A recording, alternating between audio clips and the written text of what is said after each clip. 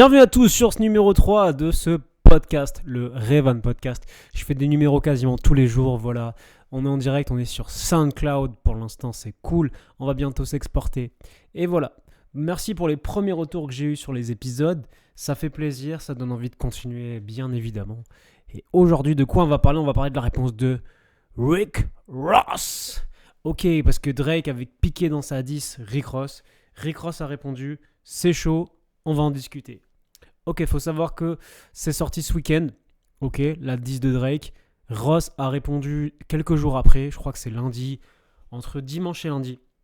Je sais plus de mémoire. Et en fait, on a eu un OG en fait qui s'est clashé avec pas un gars de la nouvelle génération, parce que Drake il est là depuis 2009, faut pas déconner, c'est pas la nouvelle génération. Même si on tend à croire que sans arrêt parce qu'il sait tout le temps se renouveler. En fait, on a eu un clash, voilà, entre un mec implanté, Rick Ross, 48 balais bientôt, tu vois, et Drizzy, tu vois, la petite trentaine, posée, qui du coup se sont un petit peu expliqués. Rick Ross s'est expliqué avec Drake sur une belle prod, et du coup, voilà, on va en parler. Alors, il le taille déjà sur le fait que c'est pas un mec de la rue. Parce que Rick Ross, tout le monde sait que depuis le clash avec 50, que c'est un maton, qu'il a été surveillant pénitentiaire dans sa jeunesse. Mais en gros, il a toujours vécu, mis en avant le lifestyle de la street, la dope, les armes, les hot niggas, tu vois, les mecs de rue, les hustlers, tu vois, les trucs comme ça, les big steppers. Et Drake, en fait, selon lui, c'est un petit, en fait, c'est un gars qui vient pas de là. C'est un mec qui faisait du cinéma, c'est un bouffon, en fait, pour lui.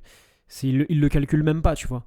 Enfin, strictement parlant, je sais pas si on peut le dire, mais on le dit. Strictement parlant, pour Ross, Drake, c'est son père, tu vois. Et en fait, il joue beaucoup sur ça, sur le clash, en disant ouais, t'es mon petit, j'étais là avant toi. Sur les feats, ma tête, t'es bien content qu'elle soit là. Bon, ça, c'est pas vrai du tout, hein. Ross a complètement besoin de Drake quand il fait pas des numéros 1, mais des gros singles. Je sais pas si on a eu un numéro 1 ensemble au Billboard 200 aux États-Unis, au Hot Billboard 100. Mais du coup, donc Ross, voilà, sur ça, on n'est pas d'accord. Mais en tout cas, il l'attaque sur le fait que c'est pas un mec de rue, que il s'est fait refaire le nez aussi, que pour enlever son africanité. Donc voilà, il joue beaucoup sur ça. Il parle de cash money aussi, comme quoi il aurait pas eu tout son argent. Il parle de rapelote. Et en fait, voilà, ça je voulais en parler aussi. Rapelote, les amis, pour ceux et celles qui me suivent et qui savent pas ce que c'est un label qui vient du sud des États-Unis, Houston, Texas, la même ville que Travis Scott et que Forbes, c'est ça, et que Don Toliver aussi, par exemple. Et en fait, c'est la sécurité, si vous voulez, en gros, de Drake. C'est pas sa sécurité directement, mais c'est les gars qui sont derrière lui.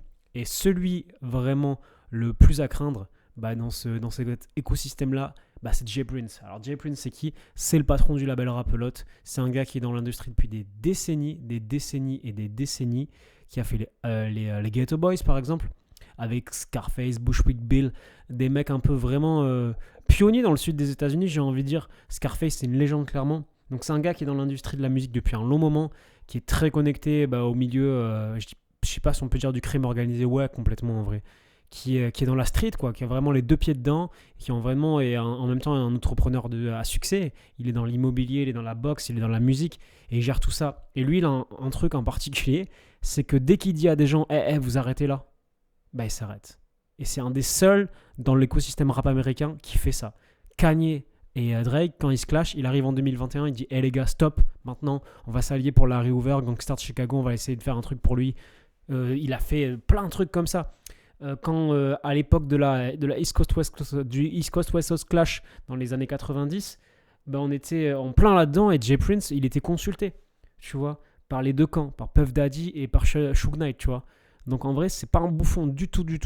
C'est même une des plus grosses têtes du rap américain, voire la plus grosse en termes de street cred. Et c'est vraiment un mec important. Drake est assuré par ces gars-là, du coup. Et tout ça pour dire en fait que ces clashs-là, malheureusement, risquent d'y avoir des répercussions dans la rue. Parce que soit les entourages de Kendrick Lamar, du coup, qui sont vraiment des gars de rue, qui viennent de Compton et tout, donc des Bloods, des Crips, ça rigole pas. Que ce soit les gars autour de Drake, Jay Prince, tout Rapelote, son entourage, son fils aussi, Jay Prince Jr., qui est pas un bouffon du tout.